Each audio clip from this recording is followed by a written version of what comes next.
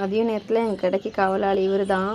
துணியெலாம் கொஞ்சம் கிடந்தது, அதில் கொண்டு மிஷினில் போட்டுட்டு சாப்பிடுவோன்னு சொல்லிட்டு சாப்பிட வந்துட்டேன். எனக்கு கருவாட்டு குழம்பு பிடிக்காது, அதனால் கருவாடு போடுறதுக்கு முன்னாடி கொஞ்சம் தனியாக எடுத்து வச்சுட்டேன். இது வந்து அவங்களுக்கு தனியாக கருவாட்டு போட்ட குழம்பு. பார்த்தீங்கன்னா இடையில எங்கள் கிளி கத்திக்கிட்டே இருந்தது.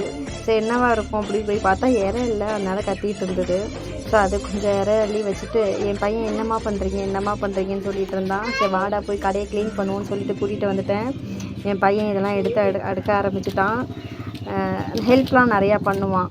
இதை செய்கிறேன் அது பண்ணுறேன் அப்படின்னு சொல்லிட்டு நிறைய ஹெல்ப் பண்ணுவான். எல்லாம் எடுத்துகிட்டு அந்த சோப்பெல்லாம் ஃபுல்லாக வந்து அடுக்குனது எல்லாம் கூட்டி வெளில தள்ளிட்டு க்ளீன் பண்ணிவிட்டு முடிச்சாச்சு. வேலையை முடிச்ச கடையை க்ளீன் பண்ணுறதே பெரிய வேலை. நல்லபடியாக முடிச்சாச்சு. கடையை க்ளீன் பண்ணியாச்சு. பசிக்குதுன்னு சொன்னான். சரி முடிச்சுட்டு வாடா அப்படின்னு சொல்லிட்டு கை காலெலாம் அலம்பிட்டு சாப்பிட கூப்பிட்டு போயிட்டேன். அவனுக்கு சாப்பாடு ஊட்டுறதுக்குள்ளே படாத பாடு. ஆனால் இந்த ஹெல்ப்லாம் பண்ணுவான். சாப்பாடு ஊட்டுறதுக்குள்ளே ஒரு டான்ஸு, கையும் காலும் ஒரு இடத்துல இருக்காது, ஒரே குதூகலம்தான். எனிவே சாப்பிட்டான்.